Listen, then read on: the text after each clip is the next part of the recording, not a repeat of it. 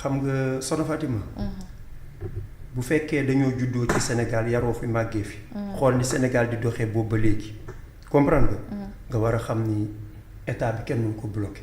nous avons une république. qui dispose d'un outil très important et essentiel que l'on appelle l'État. Avec les rouages que l'État a aujourd'hui, il peut faire tout ce qu'il veut, mais il ne pourra jamais bloquer le fonctionnement de la République. Même bu fekkee loolu la def ci xelam yaakaar ni mën na ko mais bu leen fàttee ni nous sommes dans un régime hyper présidentiel qui donne pratiquement plein pouvoir au président de la République.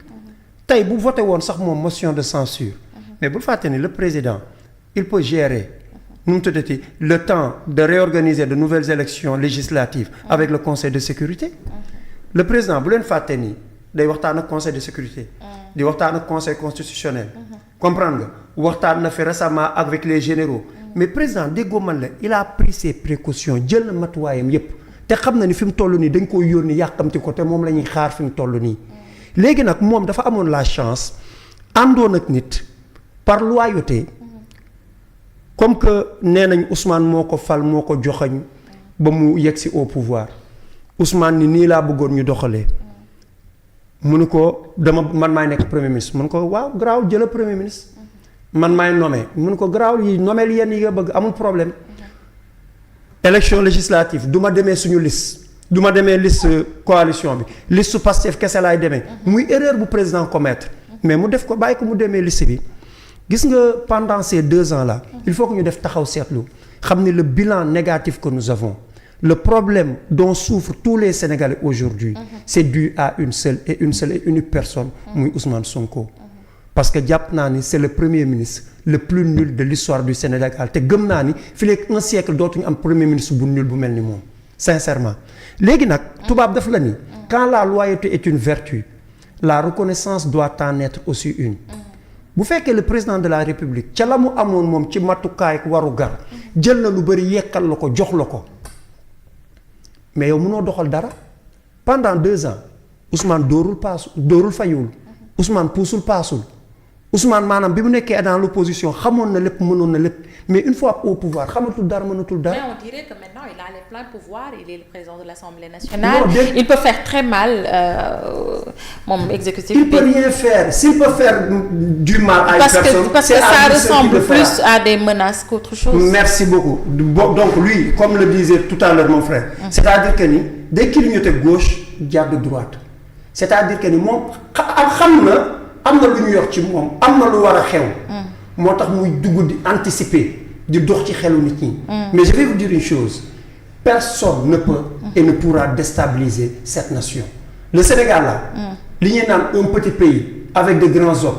des hommes de valeur. yaakaar naa ni fi mu toll nii bu fekkee am na loo xam te ne day ñaaw wala luy metti peut-être ci moom lay jógee waaye du jóge ci askanu Sénégal bi xam nga dañ daan wax le bilan du président sortant Macky Sall. ñu ni bilan matériel la amul bilan immatériel mooy li Ousmane bëggoon il voulait prendre le pouvoir par la rue. Il n'a pas eu cette chance.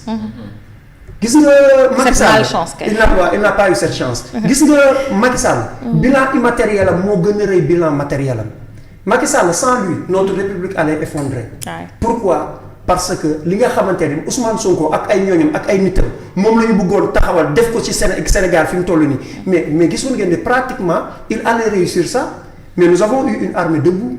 Nous avons eu par exemple des forces de défense et de sécurité debout. Nous avons eu des personnes debout capables par exemple de s'unir, de se réunir, de former par exemple un seul bloc pour sauver cette république. Cette république ne va pas vaciller. Cette république ne tombera pas à terre.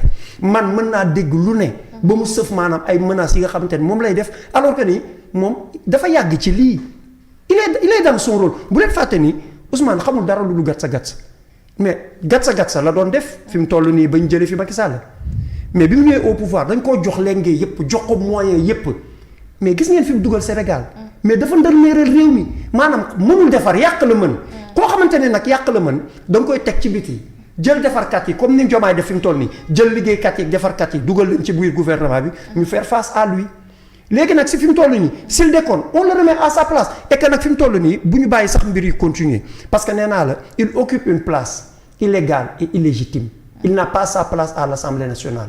Ousmane du député. kenn musu ko installé kenn musu ko takkal écharpe. député yi nga xamante ne ñoom ay député lañ mooy ñi demoon assemblée nationale. ñu lim seen tour sur les 165 députés takkal leen écharpe. mais ñooñu bu ñu demee war nañ mën a wax dañuy ñëwaat. mais koo xamante ne musuloo dugg assemblée nationale musuloo takk écharpe. nga ñëwoon pour démissionner. nga bëgg a ñëw di fooy xelu Sénégalais mais ça ne passera pas soxna Fatima. déggoo ma la réew mi lu ñëpp bokk la te lu ñëpp bokk kenn du ko aakimoo te je vais vous dire une chose. son excellence le président de la république Bassirou Diomaye Diakhar Faye. dama koy féliciter ci dal bi mu am xam nga lu tax. parce que il pouvait bien faire bi gars yi neewee dañuy réintégrer Ousmane Sonko à l'Assemblée nationale. mënoon na jël armée bi teg leen foofu Assemblée nationale li kenn du fa dugg. tu as compris. xam na ni ñi ngi ci seeni manigance ñi ngi ci seeni manipulation ñi ngi ci dans ce qu'ils savent faire parce que lu bon rek la ñu xamal ci di ko def. comprendre nga mais daf leen bàyyi ñu organiser li ñu war a def yépp ñu def ko mais bu leen fàtte ni moom tëddul dina la mi ngi toog di xool di organiser wu di xool forfaiture bii ñu nekk di def nii. violation de la loi violation de la constitution violation des normes violation des textes et règlements bi nga xamante ni Ousmane Sonko ak waa Pastef ñi ngi koy def.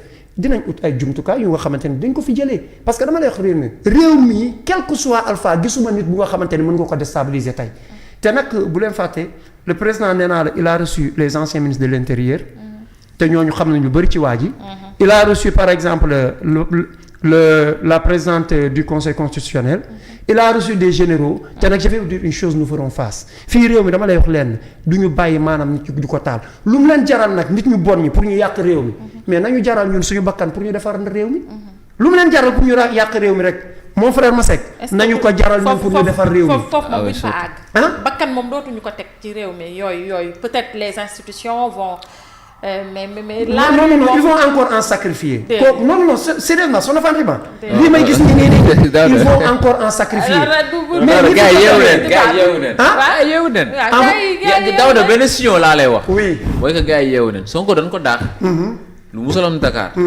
nit yi di romb di jubilé di klaxonné université di toj dëgg la université moo yàgg nekk mën nañ wax békiwu bépp homme politique bépp opposant bu bëgg yow accéder à la magistrature. mais université ñoo tàmbali coow li. dëgg la. mais ñoom danoo mais attends yow sa ministre de l'intérieur taxaw défier étudiants yi.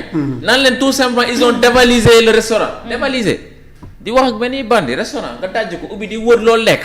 ma ni ko mais ils se sont servis parce qu'ils avaient faim. dévalisé effectivement. nga naan dévalisé. sa ministre de l'enseignement supérieur taxaw naan ay politiciens noo leen di ngemb.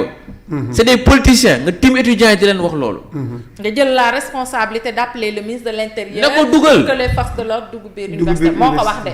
Abdoulaye Ba décédé si ba tey dans des conditions bizarres obscures ñu ne non dafa tëb Abdoulaye Ba.